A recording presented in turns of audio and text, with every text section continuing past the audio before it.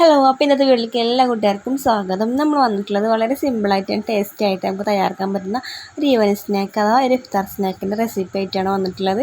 അപ്പോൾ നമുക്ക് ഏതായാലും വീട്ടിലേക്ക് പോവാം.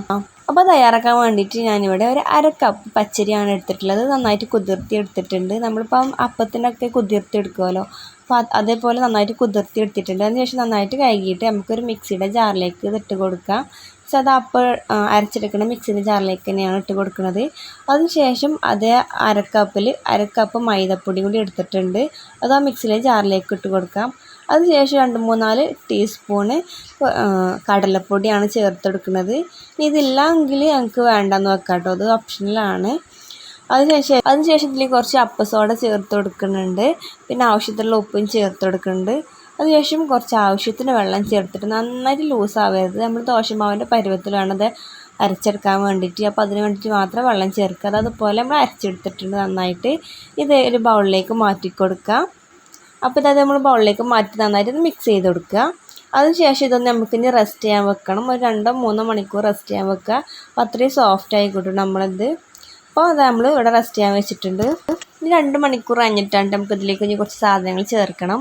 ഒരു വലിയുള്ളി എടുത്തിട്ടുണ്ട്, ഉരുളൻകിഴങ്ങ് ചെറുതെടുത്തിട്ടുണ്ട്, പിന്നെ കുറച്ച് മല്ലിയില, കറിവേപ്പില, പിന്നെ കുറച്ച് നമ്മൾ ആവശ്യത്തിലുള്ള പച്ചമുളക്, പിന്നെ ചെറിയൊരു ക്യാരറ്റ്, അതുപോലെ ചിക്കൻ പീസ് ഒക്കെ എടുത്തിട്ട് ആദ്യം ഇവയ്ക്ക് പറ്റി കുഞ്ഞേതാക്കി ചെറുതാക്കിയിട്ട് നമുക്ക് അരിഞ്ഞെടുക്കണം കേട്ടോ. ആദ്യം നമ്മൾ പച്ചക്കറിയാണ് അരിഞ്ഞെടുത്തിട്ടുള്ളത്. അത് ഈ പറ്റിലേക്ക് ചേർത്ത് കൊടുത്തിട്ടുണ്ട്. അപ്പോൾ ഇതൊക്കെ നമ്മൾ ഈ 2 മണിക്കൂർ കഴിഞ്ഞിട്ടാണ് കേട്ടോ ചെയ്യണത്. അതിനുശേഷം ഇതുപോലെ ചിക്കൻ ഇതുപോലെ ചെറുതാക്കി അരിഞ്ഞിട്ട് ഇതിലേക്ക് ചേർത്ത് കൊടുക്കുക. അതിനുശേഷം നന്നായിട്ടൊന്ന് മിക്സ് ചെയ്ത് കൊടുക്കണം.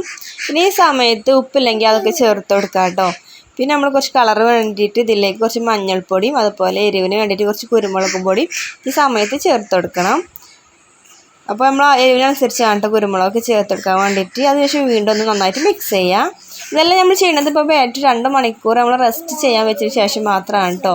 ഫസ്റ്റ് തന്നെ ഇതൊന്ന് ചേർത്തുകൊണ്ട് ബാറ്ററി റെസ്റ്റ് ചെയ്യാൻ വെക്കരുത്. ചിക്കൻ ഉണ്ടായതുകൊണ്ട് പെട്ടെന്ന് കേടുവരാനൊക്കെ ചാൻസ് ഉണ്ട്. അതിനുശേഷം നമ്മളിത് ഉണ്ണിയപ്പം ചട്ടിയിലാണ് നമ്മളിത് ചെയ്തെടുക്കുന്നത്. അപ്പോൾ നിങ്ങൾക്ക് വേണമെങ്കിൽ ചട്ടിയിലും ചെയ്തെടുക്കുക.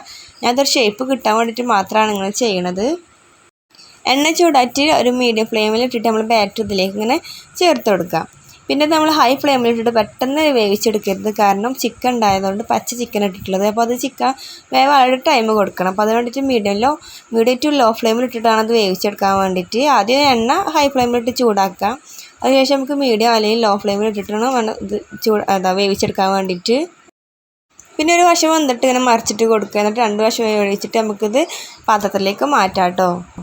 അപ്പോൾ വളരെ ടേസ്റ്റി ആൻഡ് സിമ്പിളായിട്ട് നമുക്ക് തയ്യാറാക്കാൻ പറ്റും നമ്മളെ ഒരു ഇഫ്താർ സ്നാക്ക് അഥവാ ഒരു ഈവനിങ് സ്നാക്ക് ഇവിടെ റെഡി ആയിട്ടുണ്ട്. അപ്പോൾ നല്ല സോഫ്റ്റാണ്, ക്രിസ്പിയാണ് കേട്ടോ. കഴിക്കാനായിട്ട് വളരെ ടേസ്റ്റിയാണ്. അപ്പോൾ എല്ലാവരും ട്രൈ ചെയ്ത് നോക്കണം. എല്ലാവർക്കും ഇഷ്ടപ്പെടും. അപ്പോൾ ഇന്നത്തെ വീഡിയോ ഇഷ്ടപ്പെട്ടാൽ ലൈക്ക് ചെയ്യാനും ഷെയർ ചെയ്യാനും അതുപോലെ സബ്സ്ക്രൈബ് ചെയ്യാനും മറക്കരുത്. അപ്പോൾ ഓക്കെ, താങ്ക് യു.